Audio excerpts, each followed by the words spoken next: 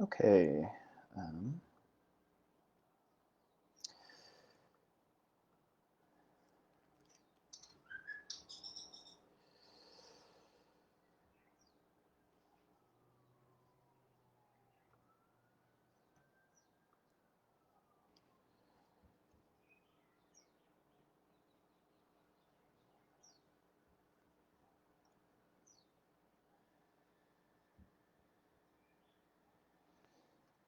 All right.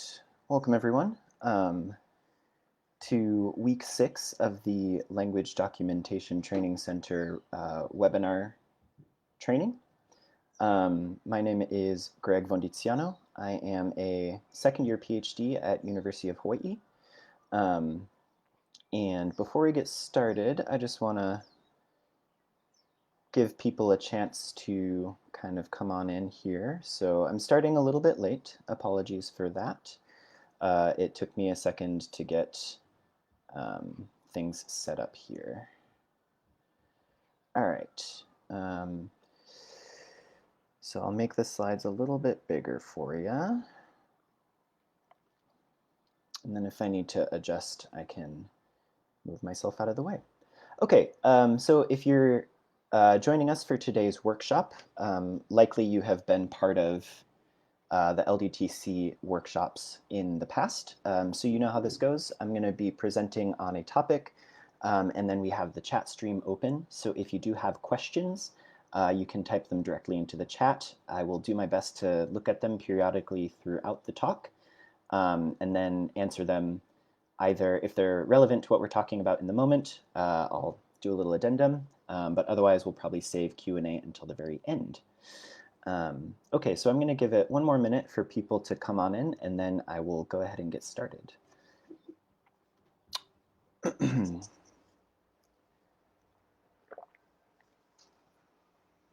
So make yourselves comfortable, grab yourself some water.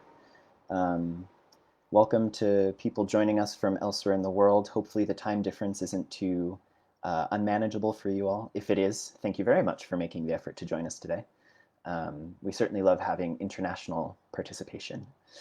Okay. Oh, you know what? One moment. I think, no. I want to, sorry, adjust it so that everyone can see my face and the slides all at the same time. There we go. Okay. Good. All right, so, excuse me, I'm going to go ahead and get started. So before we actually dive into the workshop itself, I'll just briefly introduce who I am and what I do. So like I said, my name is Greg Vondiziano. I'm a second-year PhD student at the University of Hawaii at Manoa. So my research interests are primarily oriented towards the Austronesian languages of Taiwan, and I work predominantly with morphology and syntax in those languages. So very interested in questions of alignment systems, particularly for the Philippine type voice verbal system, if that's something that any of you are familiar with. We're not going to be getting that deep into that sort of esoteric syntax today. Today will be a lot more basic, so don't worry. But recently I've started working on, I've gotten more exposure to oceanic languages, which has been a lot of fun for me. So both starting a project on Hawaiian and then also doing some field work with a Fijian language called Bua. So slowly broadening the scope of Austronesian languages that I've been looking at the syntax of. So my love of syntax, of course, brings me here today, and I'm going to be giving you an introduction to morphology and syntax. So what we're going to be going over today, this is going to be a very theory-neutral talk. We're just going to be going over the basics of doing morphosyntactic description of a language. So these are skills that you can take out into the field and start to use with the languages that you are working on. Now, because I realize many of us work with different variety of different languages from different families, of course, the morphology and syntax of all these languages are going to look very different. So just as sort of a jumping off point, we'll be discussing primarily English today, but we'll be drawing some examples from other languages. So without further ado, let's go ahead and get started. Okay, so a little morphology joke. the two cactuses here. Gary, and assuming his girlfriend or wife, she says to him, Gary, you need to be less selfish. Remember, it's cact-us. Actually, sweetie, the plural is cacti, right? So we have a fun little declension joke here between us and I in Latin, singular versus plural. So Gary, the grammar cactus, will never find love. Fortunately for us, morphosyntax will not stand in the way of our relationships with other people, hopefully. But let's go ahead and get started. All right, so we're going to break this talk into two sections. The first one is going to be on morphology, and the second one will be on syntax. Now, of course, I used already the word morphosyntax, and that's because oftentimes there's a significant amount of overlap between morphology and syntax, because morphology can be used to indicate or mark syntactic structures, or a word's place in the syntactic structure will be reflected in its morphology. However, we'll be making note of the points where they overlap when relevant, but we'll be talking about them separately today. Okay, so first and foremost, what is morphology? So I also, sorry, very quick side note, I have to apologize. There is some construction happening across the street from where I am, so hopefully that noise won't be too disruptive during the talk today. Okay, now let's start. So what is morphology? Morphology is the study of words and word structure. So in morphology, we're looking primarily at the word, the unit of the word. So we're not looking at full phrases quite yet. So what is a word and what makes something a word? Of course, this is probably not a surprise to you, but this varies by language. So for some languages, words are very discrete units that refer to a single object or action. In some languages, like quite a few native North American languages, words are very large and can actually communicate information that we would render as a complete sentence in English. So sometimes the boundary between word and sentence can be a little bit fuzzy. However, regardless of how large or how comprehensive or intricate words are in the language that you're looking at or studying, it's very important to learn how the word structure works so you can describe it. It's important to learn how word structure works generally so that you can describe how the language you work with makes words. So a word is a piece of language, of course, and it's something that you could say by itself. It can stand alone. But you can also, of course, put words together into phrases or sentences so they can become parts of larger units. Now, it's very important to just draw a distinction very quickly between writing, orthography, and a word, because sometimes our writing systems do not reflect the actual word divisions in the language. So in English, we do have we maintain a strict correspondence between word boundaries in our writing and in our speech. But a language like Thai, for example, or Chinese or Japanese, these are languages that are written without any spaces. So the speaker has to then know where the word boundaries are. So this is an instance where words are not clearly reflected in the orthography. So it's very important to keep that in mind because that may be relevant for the language that you're working on. Now, words themselves can be further subdivided into parts called morphemes. So a morpheme is the smallest part of a word or the smallest unit in a language that still carries some kind of meaning. And now there's different kinds of morphemes as well, but the morpheme is the smallest meaningful unit in a language. So for the sake of today, we're going to talk about two different kinds of morphemes. One is the base, and another kind is called an affix. So a base is the smallest part of a word that carries basic meaning and can stand on its own. So this is going to be words like head, cabbage, hand, desk, car, run, etc. Right? So these are all words that can stand on their own. And you can't subdivide them any further, right? You can't take run and break it down into smaller pieces. You can't take the word desk and break it down into smaller pieces. And then the second type of morpheme, an affix, is something that's added onto a base in order to change the meaning, change the semantic content, or to add grammatical information. So the key here is that an affix cannot stand on its own. It must be hosted by a base. So to take some examples from English, we have common affixes like ed to mark the past tense of a verb. You can't just say "ed" by itself. It has to be on a verb, like wrapped, that gets devoiced. That's a different question. Or sliced, right? Or a prefix like non. Non can't just non. It conveys negative, a negated meaning, but it can't stand on its own. It has to be connected to a base. Non-constitutional, non-consensual, right? So affixes need a host. And then, of course, affixes, unsurprisingly, there are different kinds. Prefixes are added to the beginning of a word. Suffixes added to the end of a word. And then I haven't listed it here, but there's a third type called an infix, which gets inserted into the middle of the word. Okay, so if we look at these three words in English, can we spot where the bases are and where the affixes are? So go ahead and just take a couple seconds to look at this and see if you can identify where the morpheme boundaries are in these three English words. So you can start by looking for the recognizable base and then working outwards from there.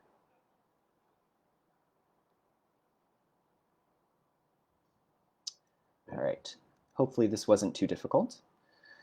So here are the divisions. So we have, for unhappy, our base, happy, which can stand on its own, and then our prefix, un, which again communicates a negative meaning or a negated meaning, so not happy. Love, in the second one, is our base, and able communicates a deontic or habilitative meaning in the suffix, so lovable, able to be loved. This one has both a prefix, un, and a suffix, able. And then the root is comfortable, so uncomfortable, unable to be in comfort or experience comfort, right? Or provide comfort. Good. So very easy exercise in identifying boundaries. Now in terms of the function of affixes, we can divide it into two kinds. So we mentioned in the definition that an affix adds semantic content or it changes the grammatical meaning or adds grammatical meaning. So based on these two functions, we can identify two kinds of affixes. The first one being a derivational affix, which adds new semantic content, and it can change the syntactic category. So it can take a noun, turn it into a verb. It can take a verb, turn it into a noun. It can take an adjective and turn it into an adverb, right? And then the second type is what's called inflectional. So these add grammatical information, but they do not add any new semantic content. So the meaning of the base stays the same, but it now has an extra layer of grammatical information on it. So this is going to be, inflectional affixes will communicate things like tense, aspect, mood, gender, grammatical gender, if your language has gender, number, plurality, etc. So returning now to some English examples, here we have sets of words based on two bases, read and bright. Now once again we want to identify the morpheme boundaries, and then once we've identified the morpheme boundaries, look at the affix and decide, is this derivational? Is this adding new semantic content? Or is this inflectional? Is it simply adding grammatical information? So go ahead and take a couple of seconds to look at that, and then I will give you the answers. This once again shouldn't be too difficult.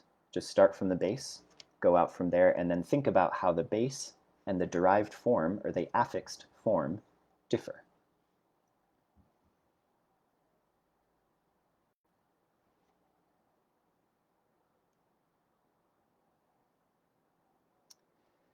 Okay, so I'll go ahead and show the answers. So the first one, reading, this is inflectional. This ing ending adds tense and aspect information. So the action is ongoing. He is reading. Able, we saw this one, this is derivational. This adds new semantic content. Read is the verb, to look at something, read it. Readable means that something is now able to be read. And then note here that this shifts the semantic or the syntactic category from a verb to an adjective. We also have reader. This tells us it's somebody who reads. So once again, it's a derivational affix adding new semantic content and creating a new lexical item, a new word. And then the last one, reads, is inflectional. This is once again providing grammatical information, tense information, as well as person agreement, right? So I read, she reads, S, and then this is present indicative, so it's a present tense affix. All right, same with the ones underneath. Oops, you can see my notes. Bright is the base, brightly is derivational, so this goes from the adjective to an adverb. So it's changing the syntactic category and turning it from an adjective into a manner. It's shown brightly. Brightness is taking this adjective and turning it into a noun and changing the meaning slightly, so this is again derivational. And then we can also have derivational plus inflectional in the same word. So brighten is a verb to make bright, so that un is derivational. And then we add the inflectional past tense affix, ed, brightened. He made it bright in the past tense. Good. So inflectional and derivational affixes can co-occur and often do co-occur on verbs. On all words. So this may look different in the language that you're looking for, but this is an important thing to pay attention to as you start to document and as you start to kind of figure out what kind of morphological system exists and what functions different pieces have. Okay, now sometimes you can have instances where the affixes have the same shape, but they have a different function. So in English, we have two good examples of this. More than two, actually. We have a couple good examples of this.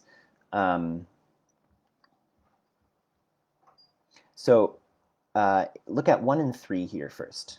So we have writer, the er suffix, compose-er, hunt-er, play-er. Now this is a derivational suffix, and it's letting us know this is the one that communicates the person doing the action. So a player is a person who plays. A hunter is a person who hunts. A composer is someone who composes, right? So these are all verb bases that denote actions, and then we have the suffix on top of it. But if we look at the er in 3, we notice a difference. Easier, cheaper, slower. Now, is the meaning of these words someone who is slow, or someone who is cheap, or someone who is easy? No. Instead, we're modifying the degree of the adjective. We're making a superlative, right? So we're making a comparative form of this verb. And it's being applied not to a verbal base, but to an adjective base. And I'm going to, even though these terms are fairly intuitive, verb and adjective, it is worth, we're going to be discussing them more in the syntax section because syntactic categories are not as straightforward as they might seem initially. So these two er suffixes look the same, but they're actually doing something very different. They attach to different bases and then change the meaning in a different kind of way. Okay, I'm going to skip example number 2 for now. All right, here's another example of sort of an affix with the same form, but a different function. So what function, if we look at 1 and 2 here, what functions do these adjectives have? Desks, cars, benches, versus speaks, swims, washes. So once again, we can notice that in the first case, it's attaching to a verbal base, right? Or sorry, a noun base. Desk, car, benches. And then with this s or es added onto it, that tells us that they are plural.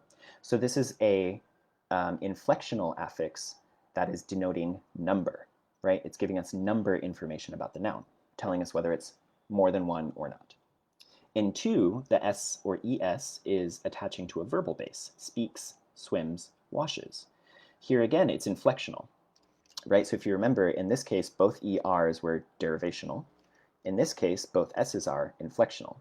This time, however, it's attaching to a verbal base, and it's showing person agreement, as well as some tense features, right? So I speak, she speaks, right? It's agreeing in the third person singular, and also indicating present tense. So here again, we have an instance of the same form and a different function. So when you're doing documentation on the languages that you do work on, or you're doing morphosyntactic analysis, this is something to watch out for because you want to look not only at the function of the affix, but also ask what kinds of roots, what kinds of bases is it attaching to, and does it produce the same outcome in both cases? Okay, now there's a number of word formation processes that hold generally cross-linguistically, and that languages may make more or less use of. But some of the common ones are worth discussing because they're worth being able to identify. So probably one of the most common word formation processes is compounding. So this is the formation of new words by joining two other words, often two nouns, but not necessarily. So giving some English examples, afternoon is composed of two words, after and noon, right? Each one can stand on its own individually, so they're both words, they're both morphemes rather than affixes, but then coming together they create a new word. Same with bed and room. Two individual words that can stand on their own, so they're morphemes, and then joined together, bedroom, they create a new one. And the intricacies of how compounding changes the semantics is not something that we have time to go into today, but it is something that if you are wanting to dig deeper into the morphology of the language you're documenting might be worth looking at, because patterns of compounding can end up being a very interesting topic, and you might find some interesting strategies there in word formation in the language.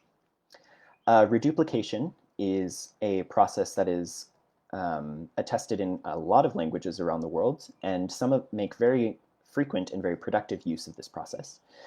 So reduplication is the formation of a new word by repeating part of or all of the stem. And reduplication can have a lot of different functions. Sometimes it is derivational, sometimes it is inflectional, sometimes it's both. It really depends on how the language uses it. So I have here an example from Tagalog, which is an Austronesian language, and reduplication happens to be a very common and often very productive process in Austronesian languages. So in this case, we have the root bili, buy, and then we have a partial reduplication. So we're repeating the first syllable of the word bibili, to buy, or a sort of intentive, I'm going to buy, I intend to buy something. So that's inflectional, it's conveying tense information. Oftentimes you see reduplication used as a plural or sort of a mass formation of a noun. So in Malay, orang is man, orang-orang is like people, group, lots of people. So there's different ways that this can be applied. So if your language makes use of reduplication, you can see how much of the base is being reduplicated, make note of that, see if there's alternations in how much of the base is reduplicated, and then what kinds of meaning or what kinds of grammatical information is encoded or conveyed by the reduplication. All right, and then the third word formation process that is worth noting is alternation. So this is when you form a new word by changing something inside of the stem. So in English, this is what we would call like irregular plurals, or the sort of strong form, if you will, of that's usually applied to verbs, but the same principle can apply to nouns. So rather than adding our pluralizing suffix s, we change the vowels on the inside. So foot, singular, becomes feet. It changes something about it. So it's not using an entirely different word, but changing something inside the base in order to convey either grammatical information, usually grammatical information in this case. So again, this is a process that not all languages have, but some might. So if you notice these sort of root internal alternations or variations, likely they are significant, and they likely convey they likely encode some kind of information. So if you notice it is most certainly worth documenting. All of it's worth documenting, but dive into that a bit more because you might find some very interesting things associated with it. Okay, this concludes, this is a very broad overview of morphology, but those are sort of the basics, and with that in mind, that should give you enough tools to start doing basic morphological analysis on whatever language you're working with, because you at least know where to start and what to start looking at.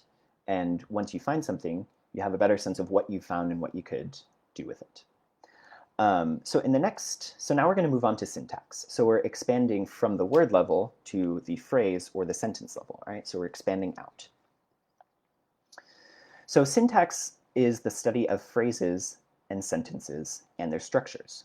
So we're interested in how words come together to create into larger, what's the word I want? Larger constituents, and how that conveys meaning. So the rules of phrase and sentence formation have to do with parts of speech. So parts of speech vary by language. So in English, in grammar school, if you were educated in English, you've probably been exposed to this, but we're taught that that parts of speech include things like verbs, nouns, adjectives, pronouns, prepositions, et cetera, right? These are these sorts of word categories that we learn, and we learn how to classify words into these different categories. Now, not all languages have every single one of these parts of speech or every single one of these categories. So there is, at the most basic though, it's thought that all languages have at least nouns and verbs. There is some debate around this, interestingly, in Austronesian languages themselves. There's a number of people who feel like even this distinction is certainly blurry if it exists at all. But for the sake of documentation, assuming that at least nouns and verbs are present in any given language is a safe assumption. And it will certainly aid you in your description. So before we actually get into the parts of speech, I do want to note the point at which syntax and morphology can really overlap is in these kinds of sentence structures. So broadly speaking, we can divide languages along a sort of cline between what we call isolating or analytic languages and synthetic languages. Now, what we mean by that is languages that are isolating or analytic have very little morphology or relatively less morphology, and they convey things like parts of speech or sentence structure through the ordering of words. So English is even though there is English morphology, syntactically speaking, it's an almost entirely isolating language where we rely on position in the sentence to tell us, is it a subject, is it a verb, is it an object? Chinese is another example of an isolating language. A lot of East Asian languages are isolating languages. And then on the opposite side, you have very morphologically rich and complex languages where grammatical information is conveyed or encoded primarily through affixes. So this is where you can have a base and then lots of affixation onto it to create a word that conveys sentence level meaning. So again, a lot of languages of native North America are this way. Turkish is another language that is really has a lot of complex morphology. So if you are working with a language like that, it might be a bit more difficult to kind of tease apart what is syntactic and what is morphological. But it's still worth pointing out that you can still apply the basic principles of what we talk about today to these sorts of languages to start teasing apart what you're looking at. Okay, so we're going to start by talking about the basic, most likely universal categories, nouns and verbs.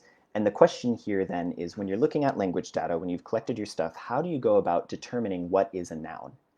So again, going back to sort of grammar school definitions of these terms, a noun we usually learn is something that is a person, place, thing, or idea. Excuse me. So we sort of rely on semantic content, right? We have to rely on meaning to determine what it is. But there are actually syntactic ways to determine something that is a noun, right? Because sometimes nouns are not just people, places, things, or ideas, right? What about a phrase like his running, right? His running is getting better. Is running a thing? Is running a person? Is running an idea? No, but it's an action that has been turned into syntactically a noun, right? And so you see this sort of process a lot. So we can only rely on meaning to a degree to determine parts of speech. Now, if we're talking about the syntax, the best sort of test you can use and the best indicator is that nouns occur with things that are called determiners. So in English, these are things like a, the, this, that, those. So the role of the determiner is reflected in the name itself. It is meant to determine what you are talking about. So it narrows down the reference, right? So this phone, not that phone, not some other phone, but this phone, right? So if we do just a quick little test in English, we see that determiners do indeed only occur with nouns, right? So we can say the dog, those houses, a linguist. But if we try to combine it with a verb, it doesn't quite work. The is flying. Doesn't make sense. If we combine it with an adjective, a shiny, ... a shiny what, you might ask, right? So on its own, it can't just occur with an adjective. past tense form of a verb again, that flown, doesn't make sense. So once you're able to identify these determiners in a language, you can start testing what words does it show up with? What words does it show up with? What words can it show up with? And that will be a very clear indication of what constitutes syntactically a noun in the language you're working with. Similarly, back to the grammar school definition, when we talk about verbs, these commonly denote events, processes, or states, right? So again, we have to sort of revert back, at least initially, to the meaning of a word in order to determine it. But once again, we do actually have syntactic diagnostics for identifying verbs. And just like with nouns and determiners, verbs most commonly co-occur with things that encode tense and aspect. So tense indicates whether an action occurred in the past, present, or future, or non-past, past and non-past. That's a bit broader because present can be semantically a little bit ambiguous sometimes. So this is time information. So this is like the English suffix ed or the auxiliary verb will or going to, right? I am going to eat, I will eat. Things that convey temporal relationships. And then aspect is a little bit trickier to wrap your head around for those who don't know aspect languages. But these indicate, an aspect indicates whether an action is habitual, continuous, or completed. So it has nothing to do with time, and it has nothing to do with the respective ordering of events. It's concerned entirely with the event itself and whether it is still happening, whether it's finished happening, or whether it continues or repeats or is habitual.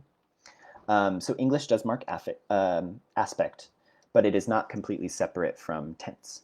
So like in English, the helping verb is plus affix ing communicates an imperfective or continuous aspect. He is helping me currently, right? The action is not completed.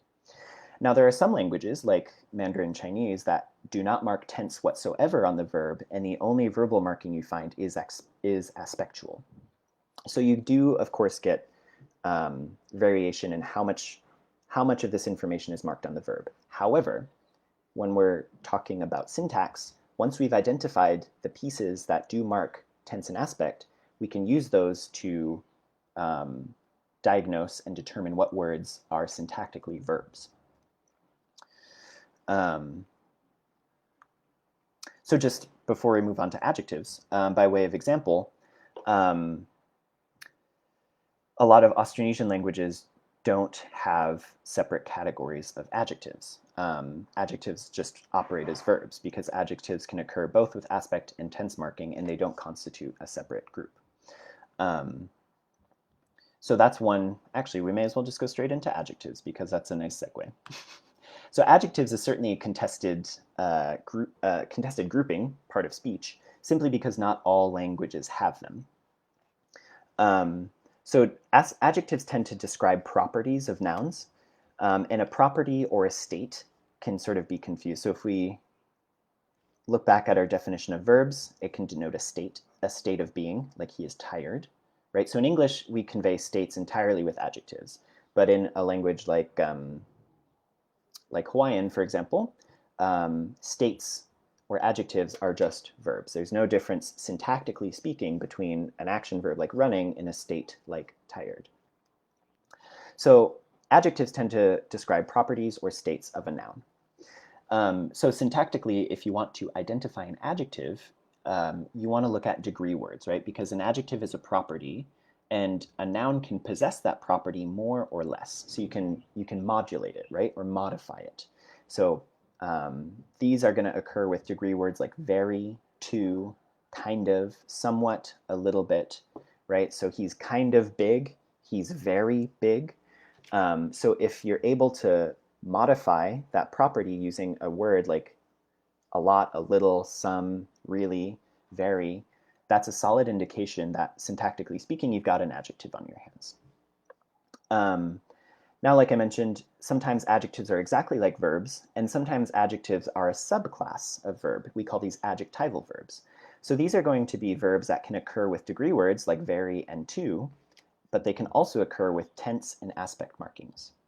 Now, what's the difference between an adjectival verb then and an actual verb?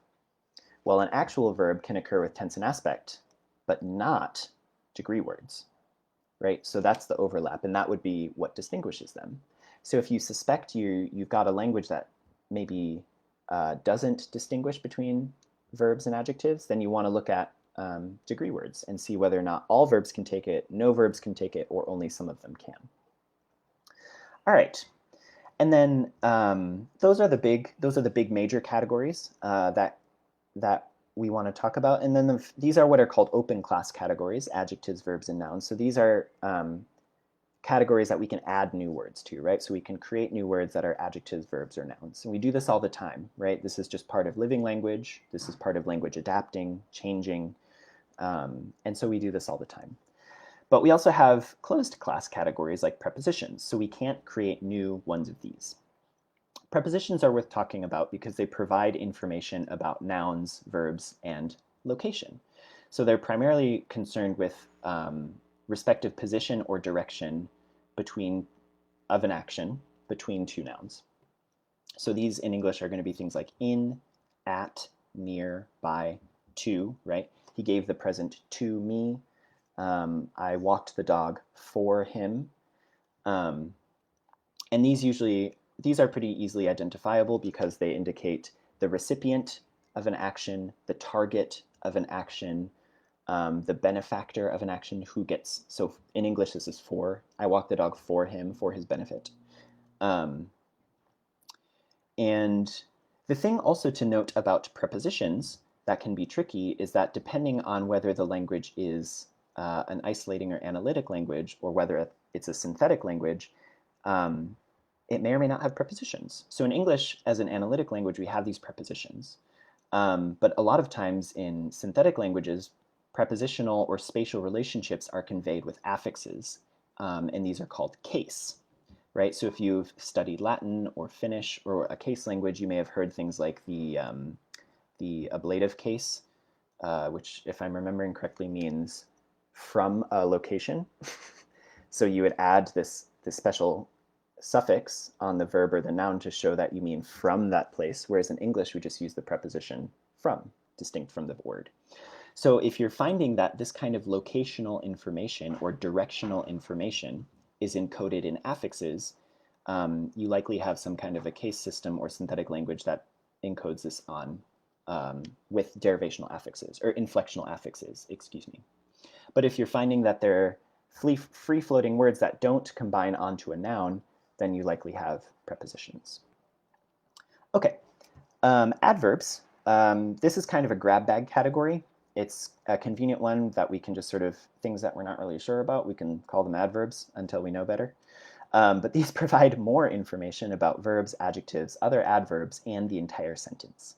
So in English, these are very easily identifiable because they have the ly suffix. So they have this derivational suffix that turns usually an adjective into an adverb, right? So slow becomes slowly, tells you how the action is done. Obvious becomes obviously, which in English would be more of a sentence modifier, like obviously he has no idea what he's talking about. So that whole statement in the sentence is rendered obvious. But adverbs can just be anything that modify the verb. Where it happens, how it happens, who it happens with. Sometimes you'll hear the term adverbial, which is an even looser descriptor for things that are semantically modifying the action, but also syntactically somehow dependent on the verb phrase, or connected to syntactically the verb phrase. So adverbials or adverbs are this sort of broad modifying category. So if you're doing just an initial description of your language, you needn't necessarily worry about adverbs right off the bat. You would be more interested and better served in identifying things like, what are the determiners, what are the tense and aspect markers, how do I go about having a clear understanding of what's a noun, what's a verb, does this language have adjectives or not, where are my prepositions, things like that. Adverbs can usually come last if you're doing a first pass description. But of course, once you get further into it, you want to dive into these things because often you'll find interesting stuff. Whoops. Sorry, 1 second. I would like to go to the next one, please. There we go.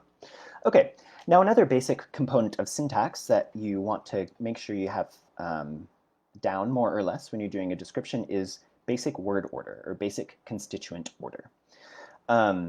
So this is the relative ordering of the subject of the sentence, the verb, and then the direct object of the sentence, which loosely correlates to who's doing the action, what the action is, and then what is being acted upon or receiving the action in some capacity. So some languages allow many different word orders, so they have fairly loose word order, while others are more strict. So once again, this kind of corresponds to the division between isolating or analytic languages, which rely on relative order to encode grammatical information. So these would have much more rigid word order, like English, SVO. We can't really deviate from that. Whereas languages that don't use relative word order but use affixation to encode grammatical information are going to generally, not always, but generally have a lot more flexibility in their word order, because the form of the word already gives you the grammatical information that you need. It doesn't matter where it occurs in the sentence. So there's only so many possible word orders, but the most common ones are, I mean, SVO is, it's not the most common one, but it's a very common one. SVO, SOV, VOS, VSO. So the subject initial and verb initial orderings are typologically by far the most common across in the languages of the world. Object initial word order is much rarer. So OSV or OVS, only a handful of languages really display that kind of word ordering. And then there's an even smaller number of languages, if I'm remembering correctly, that has no preferential word order whatsoever. I can't cite what languages those are exactly, but Matthew Dreyer, who's a well-known typologist, has done really nice studies on distribution of word order. So I can refer you to his work if you want to know more about that. Okay. The other thing you want to ask is, if a language has multiple word orders that are allowed, so if the language you're working with doesn't seem, if you can really manipulate the ordering of constituents and the speakers are kind of saying like, yeah, you can say it that way. Oh yeah, you can say it that way too. Oh yeah, that works too. Then the question you want to ask is, which context is each order used in? Because oftentimes there will be subtle kinds of pragmatic information that's conveyed that isn't directly reflected in the actual syntax of the word itself. Of the sentence itself. And that already gets a little bit beyond the scope of syntax.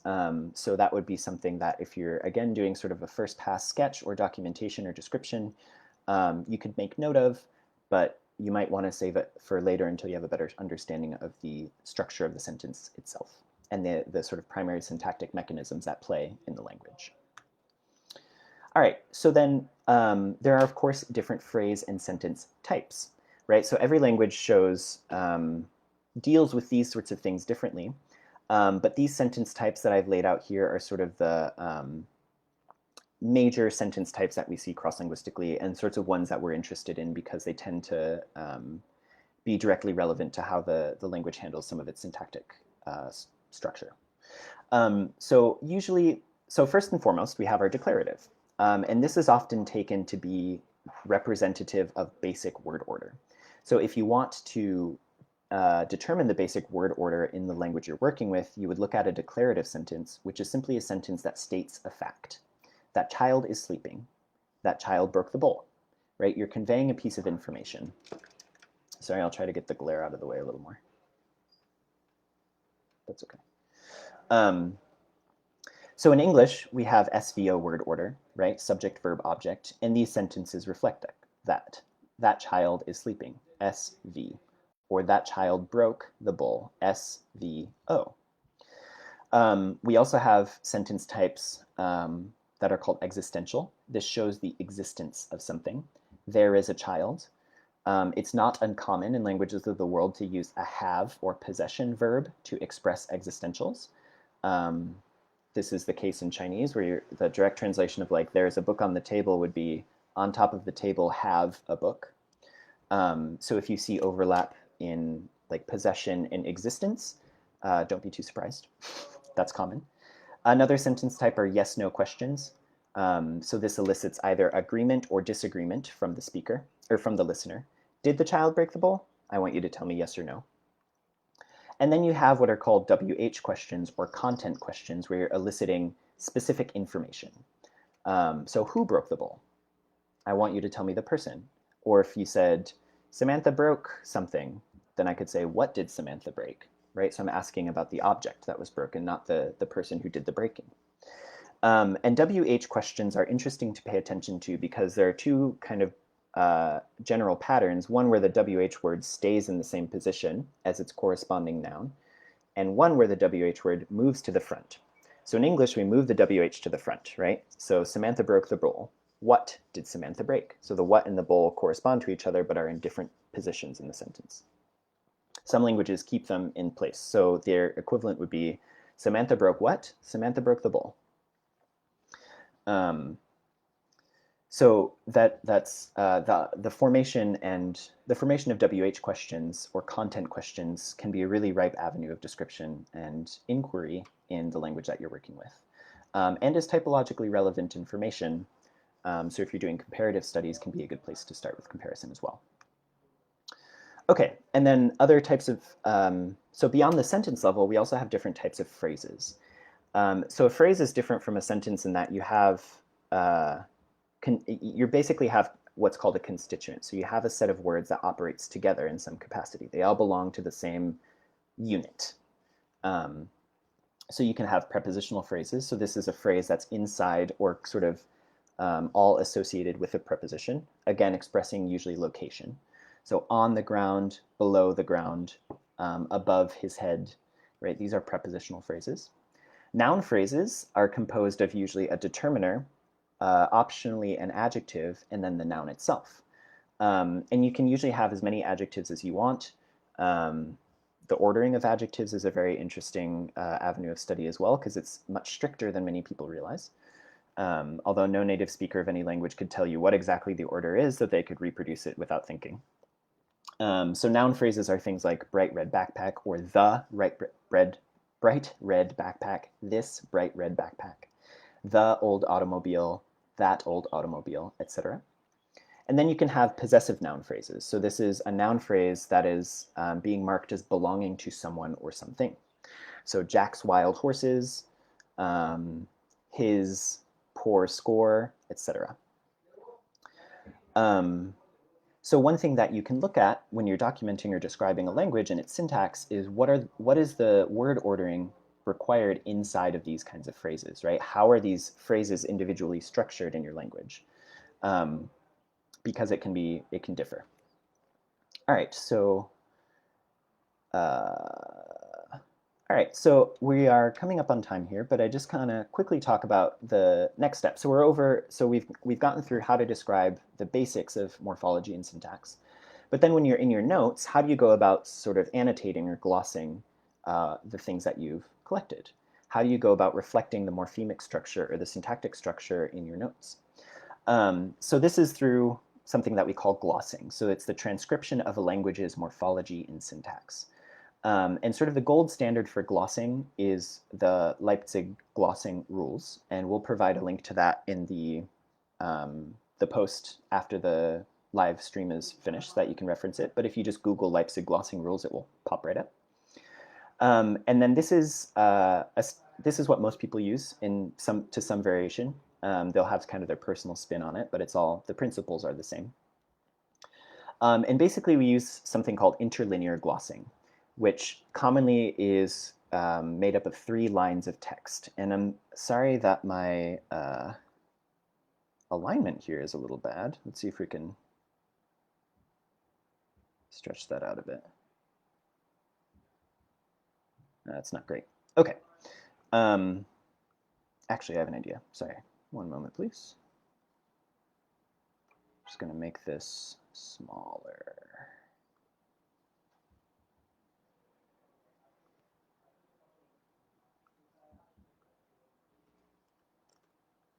Hey, there we go. What if we do sort of? Okay, well, don't mind these. I'll just go ahead and delete those. All right, apologies for that.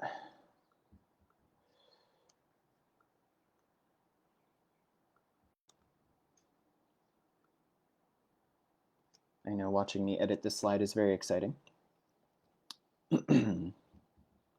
Okay. So we have the first line, which is the transcription of the language itself. And it can optionally have morphological boundaries marked. The line under that is what's called the gloss. So this is where you label each morpheme, so either giving its semantic translation or its grammatical function.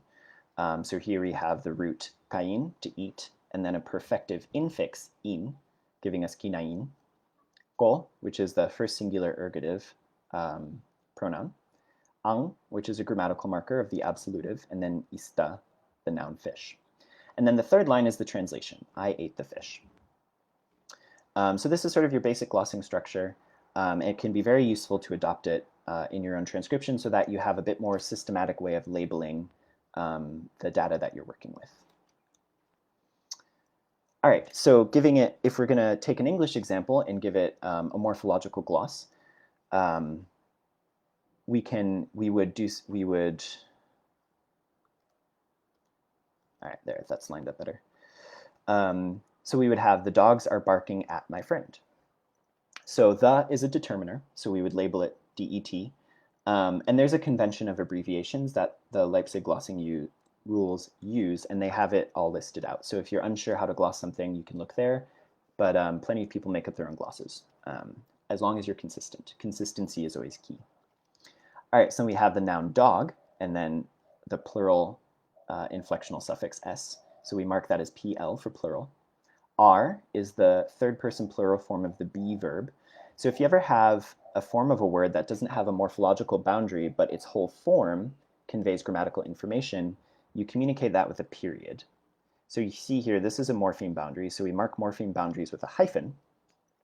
But then if it's just the word itself, the whole form of the word that gives us specific grammatical information, we would sort of give the root form, period, and then it's the grammatical information associated with it. So in this case, third plural. All right. Barking, again, we have a discrete morphological boundary. Sorry. And then the ing suffix showing progressive aspect. So we would mark that as prog or something equivalent. At, because it's English, we're saying at. If it's a preposition and you don't know exactly what kind of spatial information it conveys, you can just label it prep for preposition.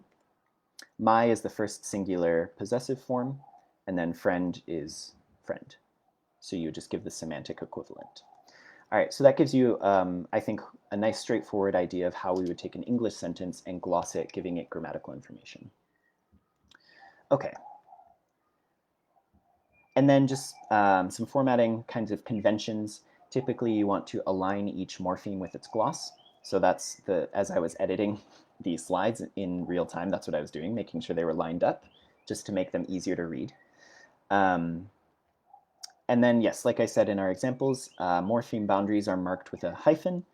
And then if there's grammatical content that is not easily separated out as a discrete morpheme, you can just mark it with a period. So mice is the plural form of mouse, so you would give its root form mouse dot plural. Ran is the past tense form of run, so you would give the root form run period PST. Or PFV for perfective aspect, if your language is perfective, or it has an aspectual system.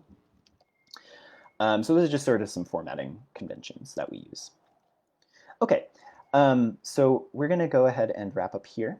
So if you want to practice any of this information, practice using it in your own, if you have field notes that you can use, or other language data that you want to practice with, maybe just practice by glossing.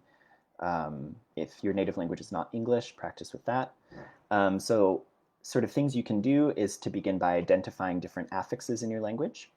So you can observe their, what kinds of roots they attach to. Are they derivational or inflectional? What kinds of information do they convey?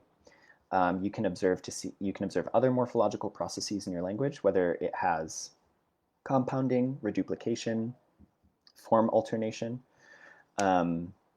You can play around with syntactic structures in your language. So if you start with declaring a basic fact versus asking a question versus talking about the existence of some object in some place, you can notice the ways in which your language handles that kind of information and how it builds a sentence structure in order to convey that kind of information. Number 4, that's a hangover from something else. I should have taken that out. Apologies. Yeah, and then just generally like exploring different sentence structure types, right? So how does your language express existentials? How does it express declaratives? So just reiterating what I just said, if something you can do. How does it handle yes/no questions? Is that different from WH questions? What do prepositional phrases, noun phrases, possessive noun phrases all look like? So if you do these, this is going to give you a really solid foundation of description of your language, and it will give you a lot to build off of when you go back in and do more detailed morphosyntactic analysis. But having a good handle on these sorts of basic approaches of how to identify syntactically a noun, a verb, adjectives, etc., how to determine the functions of different types of morphemes, what kinds of bases they attach to. These are really good basic skills in morphosyntactic description that, should you practice and apply them, will serve you quite well in your fieldwork. All right, so that concludes the presentation for today. And let's see if there are any questions. So thank you all for sitting in with us. I hope this has been helpful to you. Let's see.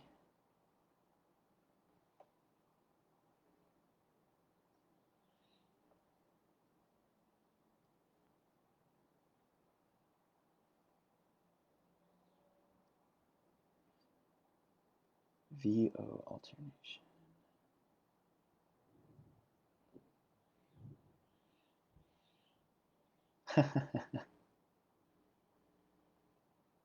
All right, so if you've been following the comment feed, there's been a lot of good back and forth between the question moderators and folks leaving comments. So I'm just looking through to see if there's anything that I want to address here in the live stream. So just bear with me.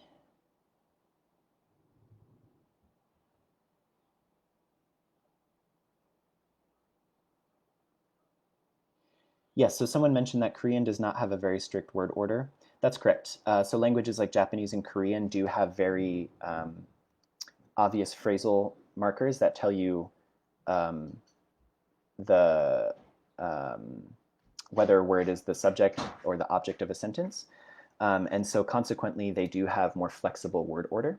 What's interesting, though, about these kinds of languages, German is another example of a language where the nouns are marked for their role in the sentence. Even though there is flexible word order, there's typically a preferred order anyways. So Japanese is SOV is the preferred word order, but you can play around with it. And I believe Korean is the same. So that's fun stuff to explore too. Oops, sorry folks.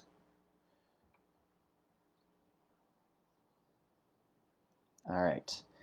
Okay, so I'm not seeing any other questions. Once again, thank you very much for joining us. This recording will be on the webinar Facebook group, as well as along with the slides, and then a link to the Leipzig glossing rules if you want access to that. And yes, thank you all very much, and enjoy your weekends. Happy Thanksgiving to those of you who celebrate American Thanksgiving. And once again, we are in the midst of a pandemic, so do be safe, wash your hands, wear a mask, take care of yourselves and your loved ones, and best of luck in all of your field work. Thank you so much.